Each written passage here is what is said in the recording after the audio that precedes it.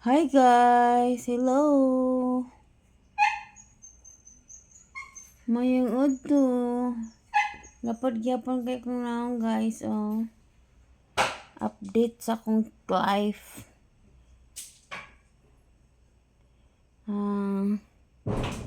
August di ay nag-diagnose ko og squamous cell lung carcinoma. Dayon, undergo ko chemotherapy. Before di ay na-admit ay ko sa Perpetual Cebu. Nakuhaan ko buhat tubig sa kong lungs na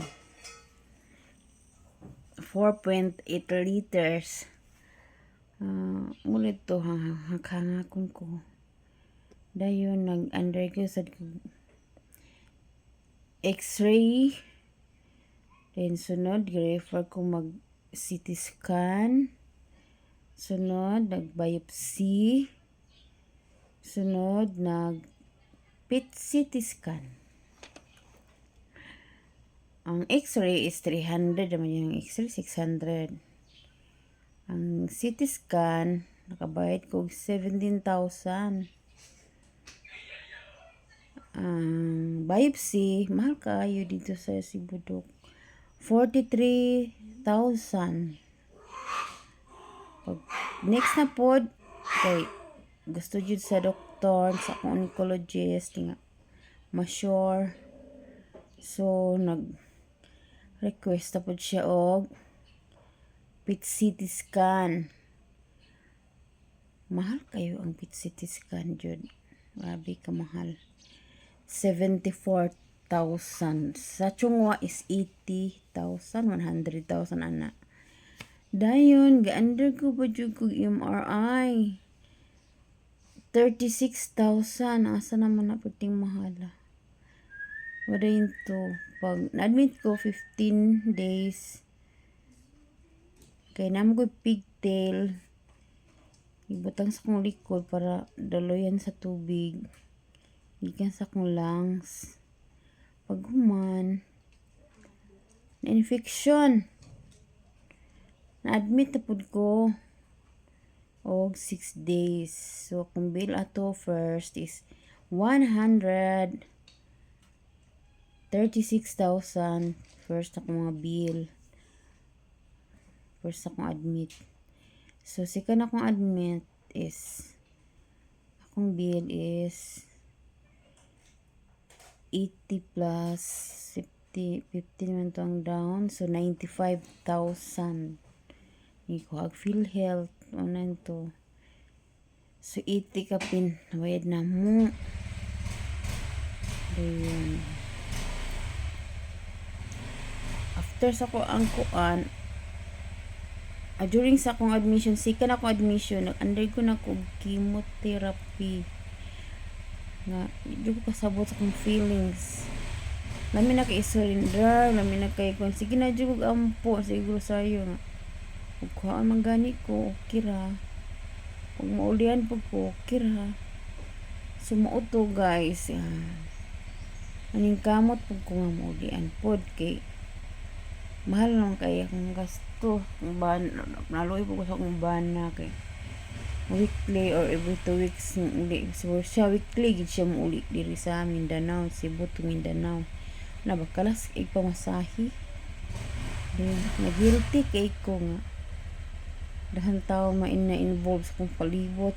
Murakog ka ng kuan ba? Sa kanon pa nga.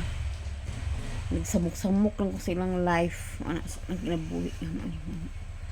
So, moton, undergo na ko 12 ka chemo. 12 ka session ang chemotherapy. For every chemo, ang PF sa doctor is 4,000 plus tambal pa sa'yo na ulit. Mapalitan pa naman tambal. Basta kung budget kud kada semana is 30,000. 12 ka weeks tanan. Mo to tag 30,000. Sa mga kana umita guys. Nabada akong ulo. Na-stress ako sa mga sa bayron nun. Then after na pud ana, nalipay na ko kay nahuman ako og kana ang chemo, IV chemo. Pag human, nag-request up akong unko og PET CT scan. Nakabayad na sad mi og 65,000. Then okay na to ang result ato is gamay-gamay akong tumor pero akong cancer is naara gihapon. Gi-explain sa doktor imong cancer is ana pagid siya doon. Imong cancer naara gid na, di lagi na mawala.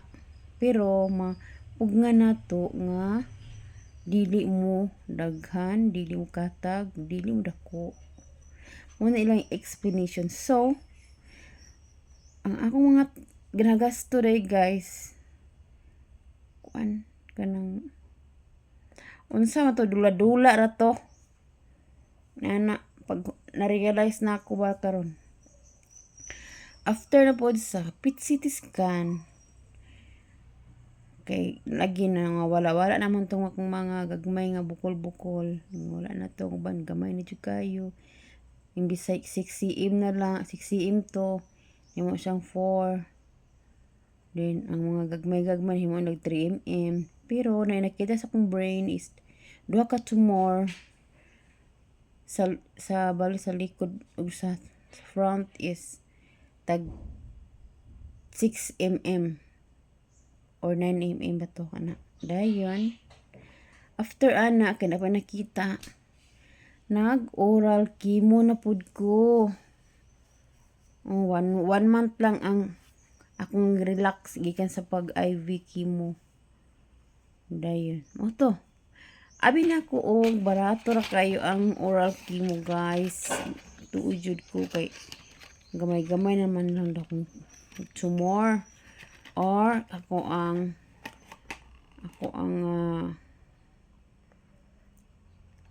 cancer cells.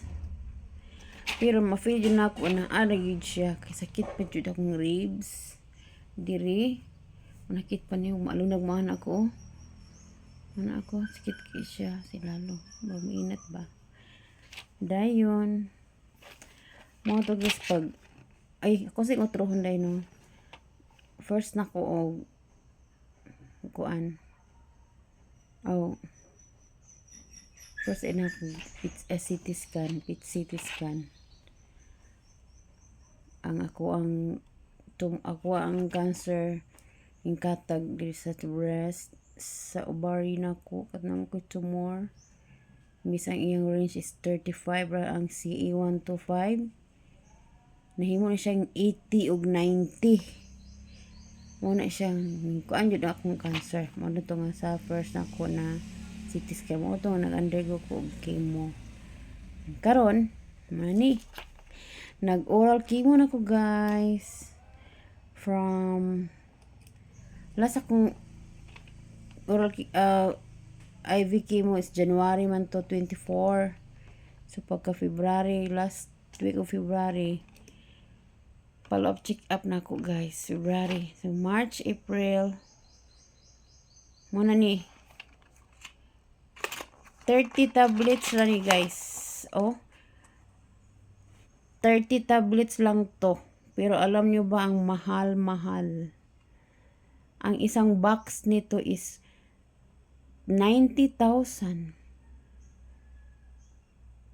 1 month mo lang to inumin.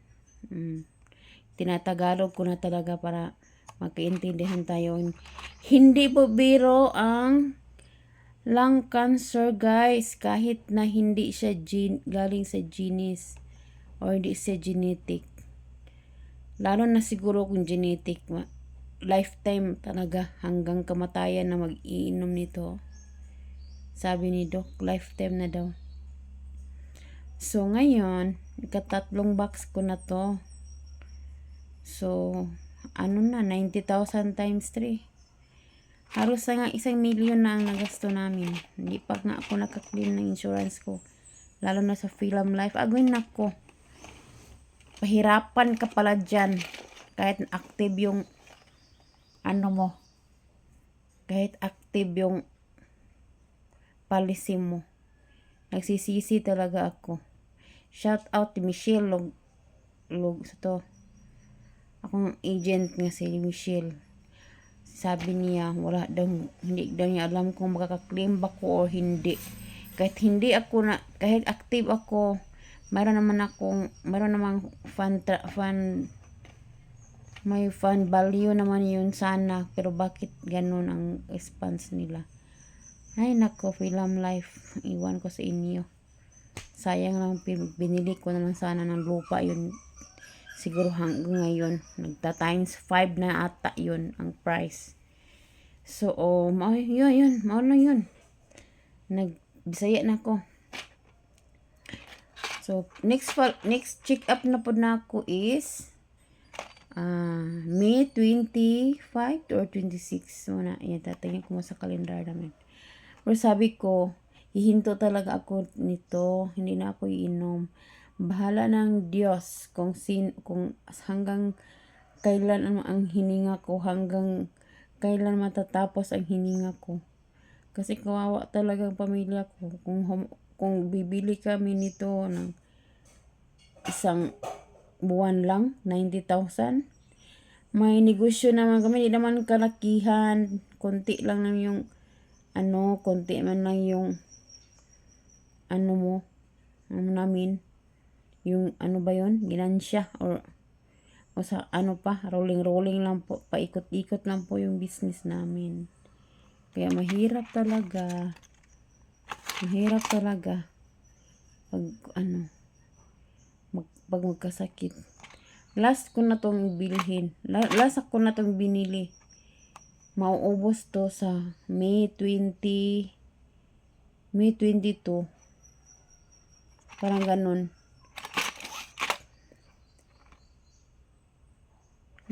Bahala ng Panginoon kung may mga imported naman. Kung makahanap ako ng generic imported, bahala na inom ako. Publisingan ko na lang or i-pray over ko muna bago inumin. Kasi hindi ko talaga naiintindihan kung bakit itong Tagriso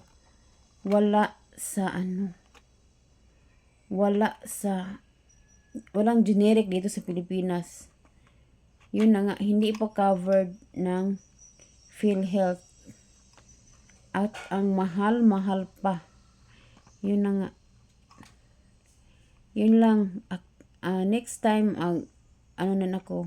mag-upload ako ng video. Kung mag-update ako sa life ko. Ito ng buhok ko, mayroon na. Salamat din ako sa aking kapatid na may tumulong rin sa akin konti. Kahit konti lang. Salamat na rin. Tsaka sa may